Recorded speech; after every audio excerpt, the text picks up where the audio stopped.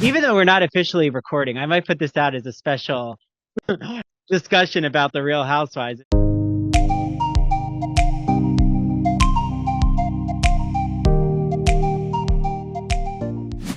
But for now, here's my epic Real Housewives episode with randomly Ronnie Jr. Oh, and you have a YouTube channel. Okay. YouTube channel, and then I've worked in radio since 2002, so very long time. Yeah. Oh, good. Okay, well, Yeah. I have to subscribe to your YouTube channel. Oh, great. It's very much still in the pop culture like housewives space, but there's going to be a couple changes down the road, or additions, I should say. Oh, good. Okay. Because in Oh, this and I business, see, we got to do a trillion things. yeah, and I see, okay, you were on Watch What Happens Live. Yeah. I Ironically, I twice feel this like, summer. oh, well, see, I kind of know the behind the scenes of how that happens. Oh, Like, I think that people think they're asking random questions, but I know that they have to filter the questions you ask. Isn't that true? oh, like for Yes. instance, the Reba one was a question about the voice, but it was really a question about Kelly Clarkson because Kelly Clarkson, I didn't even realize. I mean, I remember, but I forgot like when I had to say it. Kelly Clarkson is the ex stepdaughter of Reba. They encourage you to do these questions that are, could be viral if the person says something wild. Mhm. Yeah, they So, want salacious material. yeah, I mean, I guess it's fun. We watch the show, but I always say Yeah. that I like Andy's um, after show a little bit better because there's a little more breathing room rather than like Yeah. 90 Well, questions in 40 seconds. It's like, what the hell? yeah. Well, this is my pet peeve with Andy, which is off the record, but Yeah, is I feel like when he's on Sirius, he's a nuanced person, like he's an yeah, intellectual individual, but when he does this shtick on Watch What Happens Live, it makes him look like a crazed substance abuse user. But uh, no, that's you actually know, very interesting. I've been up and down. Like when he first came on the scene, he was such a light just because of, he was open. It was a fun show. Then he got to a moment where he kind of, I never liked this, not to go off topic here. I never liked how he overly was dismissive, like of, let's say an Orange County housewife, this is her life. And he'd be very like, oh, well, we let people come and go. And he would say it so dismissively. And I'm like, meanwhile, you don't let Kathy Griffin on the network. You don't let another host on the network. Like you make oh, it, he's never gonna let Kathy Griffin on because she yeah. exposed It seems what like he asked yeah, it seems like the us only to host he's do. ever let on the show outside of somebody being like, up there, somebody like coming up, let's say, is like Danny Pellegrino is like the only person I've ever seen him really like, usher in. Usually it'll be like, Tom Brokaw will be there. Wow, that's from Mhm. yesteryear. You know what I'm saying? Mark Consuelos, like people who already are established. He never really lets anybody who could be considered on the come up or could do what he could do. So that was always funny how dismissive yet how structured he was. But it's back and forth because sometimes you like him and sometimes you don't. Yeah. Well, and I think, um, at the end of the day, he's trying to um, be as messy as possible to cause drama and ratings. And that's why, like, I am going to talk about the Vanity Fair piece eventually on the podcast, Yeah. but I think we're going to see a lot of, like, you already saw, Ebony um, had a lot of, she was on my podcast, but Oh, Ebony nice. has already caused repercussions for Ramona. So when Right. people are like, what I don't like is when the Bravo, that's why I don't listen to so many Bravo podcasts because Yeah. they're always speaking for the network and they're like, there was nothing to the Vanity Fair piece. And I'm like, that's actually not true. Yeah. And you're not even talking about Ebony's racists. Like, what Right. happened to her? Yeah. And I don't know, they see Bethany, they keep trying to use Bethany as a boogie person, and it's way beyond just Bethany as an individual. Yeah. Um, but I think they're really scared that it's going to hurt their bread and butter. So I get it. I mean, basically, right? If you have Bravo guests on, that's why I never have current Bravo guests on Yeah. because you have to work through PR and they have to monitor what Mm, questions you ask. yeah. So like when I interviewed Ebony, she was no longer on. So Hmm. she opened up about her feelings with Luann, Ramona, like what actually happened behind the scenes when the cameras went down. But Yeah. like if I interview Lisa Barlow, who I love to interview, she Yeah. couldn't really give me the interview I would want. Yeah. It would be what gossip is happening on the show. And, Yeah. Like a you know, fantastic interview, in my opinion, would be like a Anna from Miami. mm, Shoots straight from the hip, is yeah. probably down to come back if the contract was great, but she was always such a winner that like it would have to be a good contract. That's the problem. A lot of the cast members, and this is no knock. I mean, I've certainly had my ups and downs in careers. And when you Yeah. don't have a lot going on, you have to take on a contract in a situation that's Oh, less yeah. favorable. But like those, the Ebony, Anna, like there's a lot of women that are just like, I am not going to do all of the things, but it's a good show. I think this, I forget, you're a doctor in what experience? English. Um, well, so anyways, I don't know the thought process behind. You would think if Andy is so structured and it shows such a win, he would take more freedoms to try things. He's doing the quick clickbait type stuff, which is so valuable and necessary. But I don't know. I always say it like this: the stuff that I do, and if I ever have to compromise, which I very rarely do, which is why my channel sucks. But we almost have 1,000 pieces of content. But the point is, I always say my direction is behind the music, true Hollywood story, James Lipton show, like those types of things. If I could get that heavy fan base, so it always shocks me, and I understand money and the network are behind things, but when you're that up there, like Andy is, it almost seems like you'd want to take a little bit more like, let's create wonderful talk show moments, not gotcha moments. It's just that would be my only thing. Like, doesn't he want to do that? Yeah. Well, I think that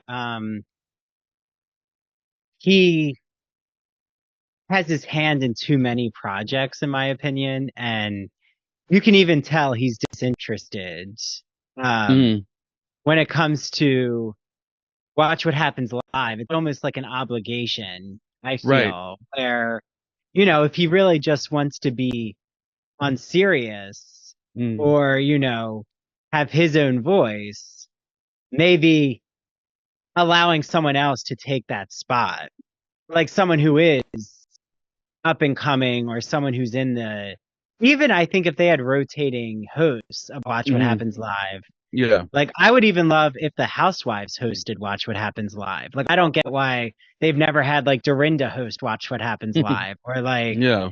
those who actually have radio shows. Jeff Lewis could host Watch What Happens Yeah. Live.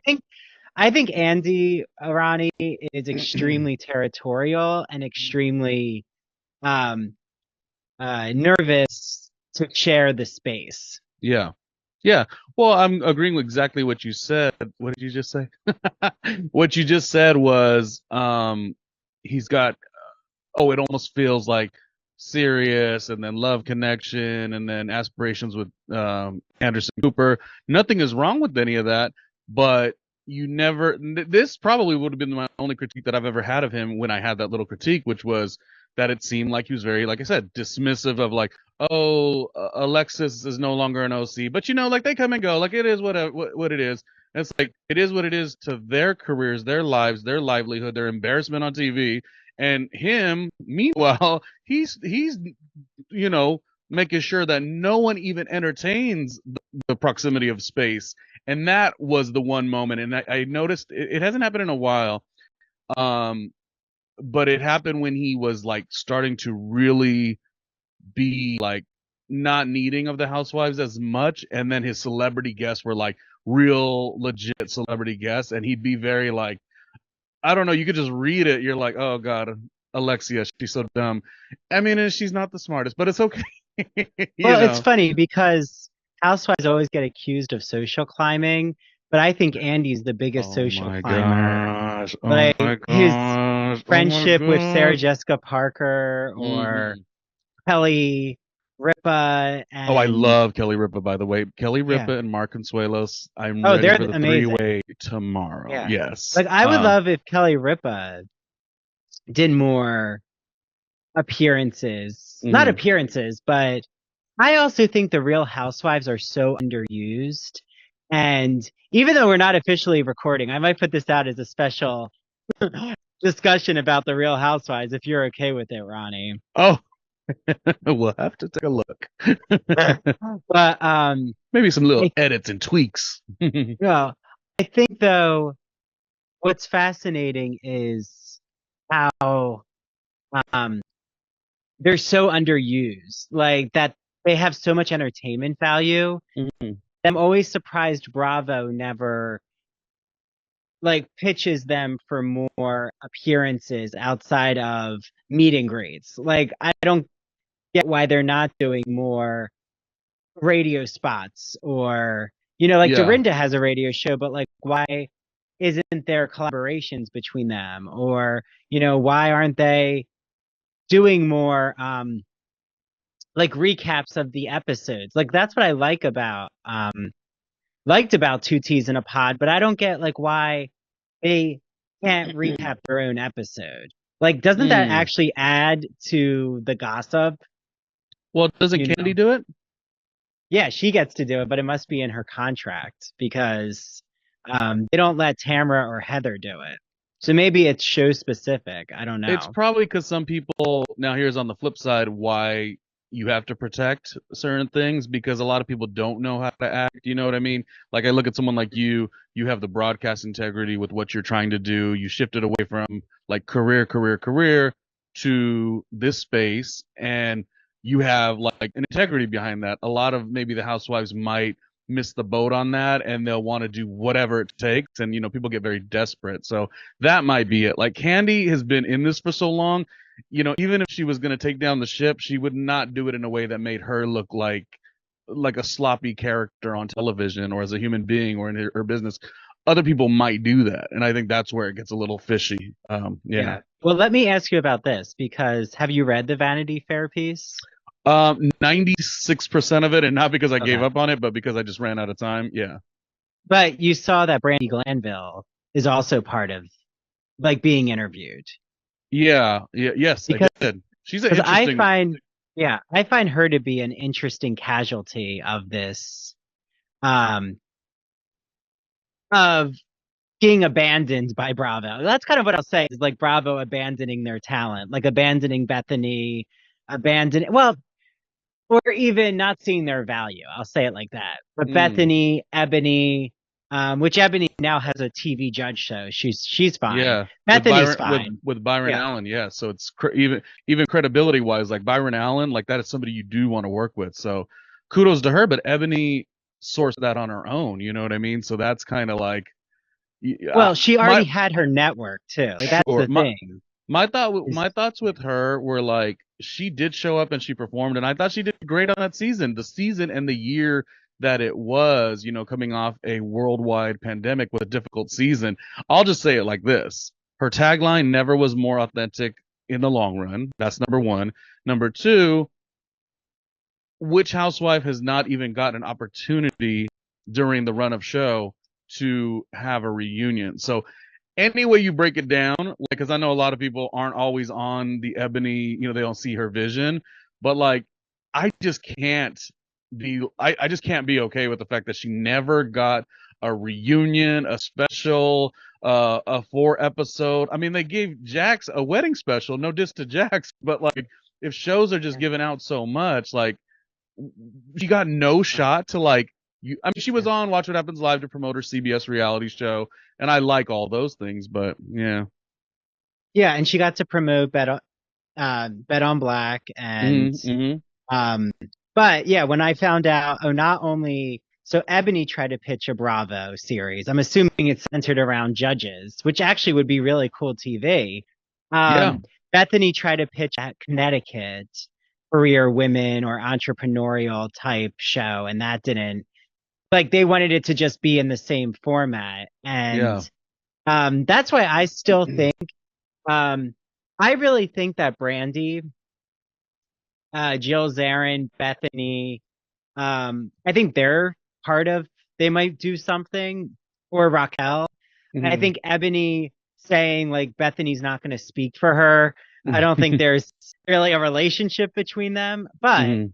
I also think what was good in Vanity Fair is every woman got heard and Mhm. their story was told, even though they didn't agree with each other all the time, and that's important. Yeah. But Brandy, I think it's just, sad because she's always told to, like, she brings the messiness, but then when she Yeah. brought this messiness with Caroline Manzo, they're like, oh no, no, now you went against HR, and now they're not really protecting Brandy, and then she's kind of just been discarded, and then everyone's like, what's going to happen to this Ultimate Girls Trip? And I'm Mm. not sure. I mean, definitely it's going to come out. I mean, they're not going to waste the money to I mean, film. I mean, they might though, right? I mean, Thing. well, Bravo's tricky. I knew Bravo was an interesting place when, okay, so I'll go back. Even in the early, not early, but like the earlier VH1 days, they had the tragedy that went on with one of the Rock of Love contestants, Megan. She had a dating show. So they experienced a tragedy and they scrapped the series. Also, one of the basketball wives was married for a brief moment to Chad Ochocinco, and there was an actual, and all these issues are serious. I'm not making them, they are very serious issues, but they scrapped Evelyn's entire series too.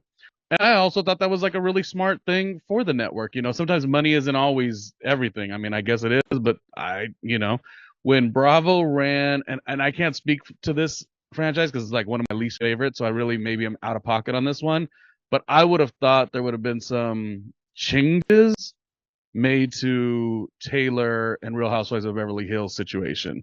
And the fact that it just ran like business as usual, I says, oh. So it's very tricky to be in an environment that just kind of lets everything fly, and then all of a sudden things don't fly, and then you're kind of like left out to dry. Well, Yeah. and the Real Housewives that get tossed aside are usually ones who, Oh, and that's where Brandy, I'm not equating no, any of the things because I just like reheard that in my head. I'm like, I'm not equating anything. I'm just saying, it is what it is in that regard. yeah, but I would say that Brandy's situation is singular in my opinion because what I've seen with the housewives who um, are so open about their experience now, or even like friends of the show. I'm thinking of Dana Wilkie, who I've interviewed, Mm. who has her gossip show, Dishing Drama. Dana, like I don't know if I'm like really loving her work just yet. well, I will say this, which is she was she was really pushed by producers to bring up Mm. Taylor's abuse, and she refused to show that on, like, to bring that up on camera, Mm. even though all the women knew about it behind the scenes. Yeah. And then Dana basically failed the assignment because she wouldn't air all of that Mm. drama out there. But it's not only drama, in my opinion. This is where I think I agree with Bethany that this is an ethical HR issue, which is if you don't have protections, how can you force, like, how can you Mm. toss aside your employee, Dana in this case, because she wouldn't bring up the domestic violence with Russell, Yeah. which then put Taylor in a really precarious position with her daughter. So, I'm sure, you know, I have a feeling Taylor would have found help, like with her friend group.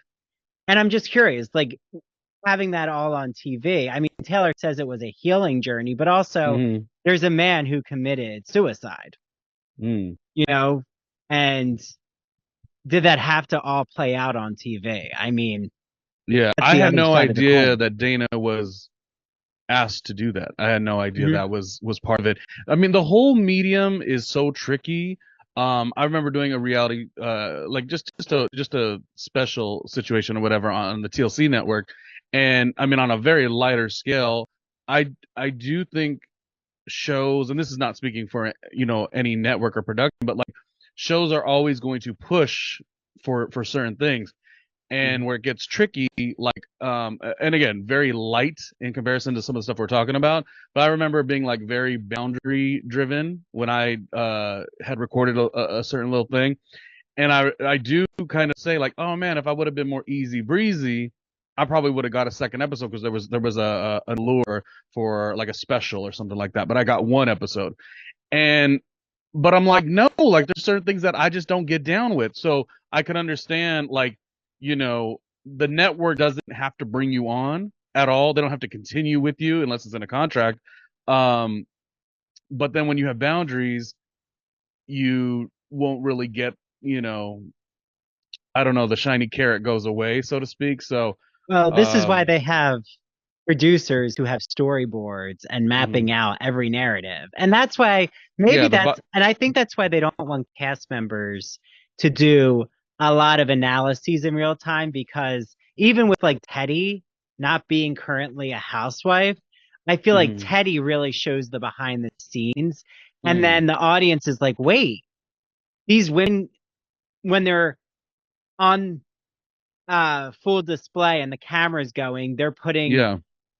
um an extra emphasis and airing things that they would never talk about, but they know that they have to deliver drama, right? Like it's like when Teddy and Tamara say, um, or everyone says, "Oh, that was a great episode." Like they really brought the drama, and I mean they're Mhm. acting. Like that is a thing. These housewives are acting. At Yeah. the end of the day, they're in a soap opera. Like this is not. But that's what reality TV I think is. Like I'm watching House of Villains right now, and that's so scripted. But Yeah. like that's scripted. Love is Blind has scripted moments. All reality TV has scripted moments. That's just Yeah. part of the recipe. I just think um, if everyone sees them as characters, then they wouldn't care that Brandy Glanville is a hot mess. She's playing a character. But when they think that's actually who she is in everyday life, Yeah. and then the network doesn't protect her, now we're in a real dilemma. Well, that's the other thing too. Like I've been watching old Real Housewives of Miami episodes, season 1 and season 2. I mean, season 2 was so wonderful. Season 1 was wonderful because Larsa was on it. I love Larsa. But the beat and the tone, and it's not just in reality or Bravo. Like it was a little lighter. Like they could have shady moments, but they didn't sort of push them off to social media. You know what I mean? Now it's like okay, here's a great example. I've had my likes and dislikes with her. She's not a bad person by any means, but still likes and dislikes with like a Candace. But Candace will win in this environment. I don't know that Candace would have won in the era of like early Real Housewives of Miami. And what I mean by that is that she can, whatever happens on that show, she can win an audience on her IG live, on social media. She could kind of tweak a situation in her favor. I think that's what made reality so special before, is that what went on the air is sort of what went on the air. I mean, there could be some issues with that too, but the reality is like it was less I don't know what the word would be. You know what I mean? But it was, Produced. yeah, yeah. That, and then like just the acknowledgement of social media. Like I wish I mean, it's just reality TV, so let's not get too excited. But I wish we lived in a space where like networks did their shows, and I mean this for scripted too. You do your show, and yeah, you offer the audience, what do you think? But I feel like shows just like really started catering to like what tweets well, what will go viral. It's like we're starting to sacrifice the integrity of all shows, scripted shows as well, game shows as well, reality shows Well, as well, talk shows and do, too. and don't you think like even though people see Slade as a villain or like um I don't know, some of the men just being so messy, which they are as well. Mhm. And this will be a transition into Queer as Folk, and I'll do my official introduction of you, but this is like a pre-show, Ronnie. Is they were being more authentic and they weren't putting up a facade. So like when I see a Dorit moment recently where she's like mocking Erica, I think we're all fawning over it because that's the Dorit I remember when she first entered and said to Lisa Rinna, "I can smell your breath. You're standing too close to me." Like Mm, that was Dorit unfiltered. But then I feel in Beverly Hills, the facade just kept, the wall kept going up and like it was hard to actually know who Dorit was. But mm, like now she's probably being encouraged by producers to be more honest. mm, And again, I think um I don't think it's just social media. I think they're trying to be um their character. And I see this a lot with someone I really enjoy in her. podcast interviews, like when she's actually in an extended conversation, which is Lisa Barlow. I feel like Lisa Oh yeah. Barlow is so enjoyable when she's not with the women, but when she's by herself and talking about who she is. But Hmm. when she's with the women, I feel like she's trying to be Lisa Barlow. Oh Like she's no. trying to like say her catchphrases Hmm. and, you know, have her Slurpees and Diet Coke or Pepsi. Um, but you know what I'm saying? Some of them play up the shtick of I who do, they but are. I don't want to disagree with you. Just like so bluntly, I don't think Lisa Barlow is. I believe there are so many of them that do that. I watch a lot of Drag Race, and Drag Race at the beginning versus Drag Race now. It's like, oh my gosh, like you see the play so easily. It's like it's just like let's create a great show, create great moments, and from those moments, then we will have a viral or merch opportunities. But yeah, Housewives do it too. I honestly don't think Lisa does it. There is a tricky thing with the people that are so brand intensive in terms of their work, and like Lisa is, that they just do this with their eyes closed. Like Kenya Moore, That's true. you could never say Kenya Moore is fake. I mean, you could try. And yes, she did Kenya Moore hair care at Marlo's event, but some people just like got it, like in terms of how they've, like for Kenya Moore, she's been in the business for a long time. She knows, well, while the camera's rolling, let's make something happen. I'm big, I've got big energy. Let's do something that creates a moment. Like some people just create moments, and some people are marketing gurus way before they ever join the TV show. I mean, Yeah. I have been in radio since 2002, so whenever cameras are on me, I mean, I just so happen to be really good at it. You know what I mean? And so the one thing that people got to understand, I think, I don't know, I would never necessarily know what reality looks like now, but like I remember doing Fuse TV in 2005, and we had a couple reality TV portions, and some of the portions where I never really got affected in a bad way because I always showed up. I always gave so much material, so nothing never needed to be really created. The only thing that was really created was they had one of the cast members who ended up winning, but he was a friend of mine. He was replying to the haters online, and Oh, then they cut like a constructive criticism comments that we had all said that wasn't about him. Then they took his comment that wasn't about us, and then they took a shot where we were all walking, and like each person was alienated in terms of the filming process. But then they ran that B-roll shot of him being alienated, and I was like, well, that didn't really even happen. Or there was a time a yeah. guy really was pretty nasty to this one girl that we all liked, and so I'm replying to him like, oh, he don't stop talking, this, and this, but I'm replying off the basis of a thing. If you don't see that thing, you're like, dang, what a dick.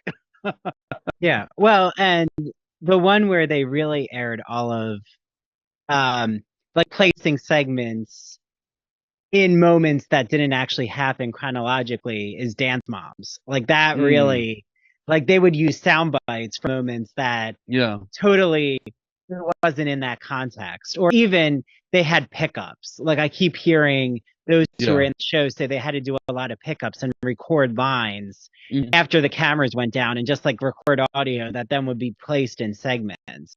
And yeah. I don't know. I will say, I think the Real Housewives confessionals are fed a lot. Like, I don't think they're actually saying those lines all the time. I think they're Mhm. really getting direction.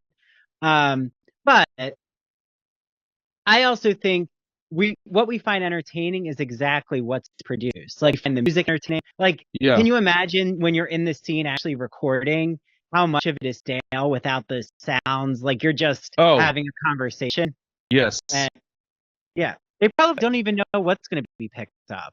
That's one of the things I feel like I spot real easily, and especially when you watch it on interview, you're like, oh my gosh, they were favored in terms of not favored like special treatment, but they were favored in terms of the way the edit, the way the instrumental like kicked out at the certain moment, and then the scene hit right here, like because you could see when they're in a unedited space just how uncaptivating they are. You know what I mean? So it's a challenging thing. Reality TV just keeps moving. That's the problem. You know what I mean? I think it should be light and fun, and I think that New York, New Era has done it right. It Yes. didn't need to be. I mean, yes, was it as good as these wonderful Dorinda, Luann? You can't call me Luann. You got to call Yeah. me the Countess. I don't know that we got there, but we got enough. And I don't think that what I always say on my show, compelling is compelling is compelling is compelling. Like, period, point blank. The stunt casting is not necessary. I mean this with like television, film, Hmm. Broadway. Stunt casting will always be, but it's not necessary. Compelling is compelling is compelling is compelling. That is why Kenya Moore is a superstar. That is why Larsa Pippen's a superstar. That is why Giselle Bryant's a superstar. And this might be controversial, but I know the truth. Melissa Gorga is always a superstar. You just need to have interesting people. And when you don't, that's when maybe the shows go in a different direction. I mean, I don't know. What do I know? No, I agree with you. I think that I would say I have certain feelings about Melissa Gorga. I mean, I like Melissa Gorga, but now I'm starting to kind of turn away from her just Mm. because Okay, I'm show's over. finding the performance a little. She's very into her image, and it is getting a little tiring. But I, She's in my you she's in like my top five, like for sure. know, Yeah, no, I I mean, love Melissa. I feel like she doesn't go hardcore speaking up for herself that I would like. And I think she really was riding Margaret's coattails. And I hope that this new season she gets away from Margaret's direction. Um, Mm. which I That's think there an could be a chance. that's an interesting Um, take. Yeah, yeah. but again, I also wasn't a huge Teresa fan. I don't know. Jersey for me is its own. I like Teresa now more just because of her podcasts. Again, I think once you start to show more aspects of your psychology, it's just a more refreshing Yeah. take. And it's kind of why, Melissa, I do like her podcast. And I like when she does interviews. I have to say, when she has her husband, when Joe's on all the time, I kind of tune out because it just seems very um, forced in the humor. But okay. So I think though, with the Housewives, I will, like, one of my final points, which definitely I think is happening right now, and I agree with you. I think the format, they don't really know where to go necessarily, and that's okay. But I do love that some of the housewives are ending up on the Traders. I thought the Traders was a great Oh show. yeah, yeah. I What liked do it way you better than any what current Housewives show. what do you By think far. of, just since we're talking about reality? What do you think of Kyle Cook? Oh, he's in Summer House, right? Yeah, I think he's Your instrumental house. in sort of yeah, Winter House too. Okay. I think he's sort of instrumental in creating Summer House, and he was on Trader season one. Yeah. Um, Yeah. Yeah. No. I think Kyle is underrated AF. Yeah. Well, I think Kyle's amazing.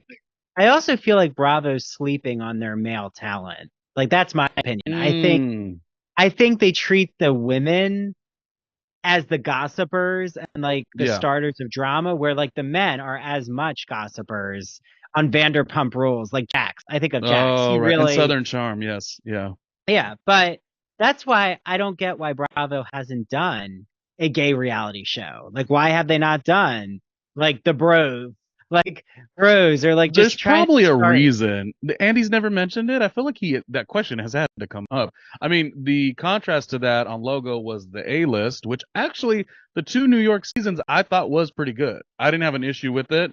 Um, and I don't know, maybe they have to work it in where it's like one like house husband and other Mm. housewives, but um and I also think here's what I think. If they ever did a show like that, the best bet is to do like something in the vein, like take it to New York City, make it like career. So it's like very much a queer and gay male show, and it could be open even further to that.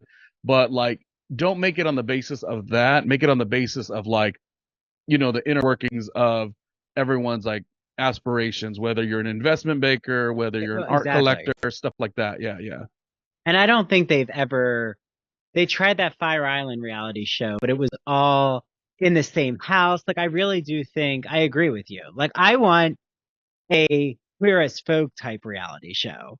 Like, Yeah. I want to know the men, like the male, what you said, aspirations, Yeah. their passions. And I think that Bravo is like they kind of were going in that direction, I thought, with um I mean, Below Deck sometimes has Hmm. gay cast members. I'm kind of surprised they've never done, like, I'm surprised they never bring in like gay men into Vanderpump Rules. Like, I think they're really missing out on a cast Mm. member there. Jesse Montana was probably the only one ever to really get a little bit of shine. He joined, I believe, the season with like Faith, Lala, and James, I believe. And he's always still around, but like never his own thing. And there's always guys that are around Ariana or Lala, but like never in the focal, which is really kind of a bit disappointing, specifically the neighborhood itself, you know? Well, yeah, we're in West Hollywood there. So, Yeah. yeah. Okay. So that's our Real Housewives. We're going to go into Queer as Folk, but thank you for entertaining me, Ronnie, there. Mm. And if you're listening to this, I'm putting this out before Ronnie joins me with episode 8 of Queer as Folk. So, listen to that. But everyone can follow randomlyronniejr.com Hmm. and your YouTube channel and your podcast, Randomly Ronnie Jr. Your branding's easy, Ronnie.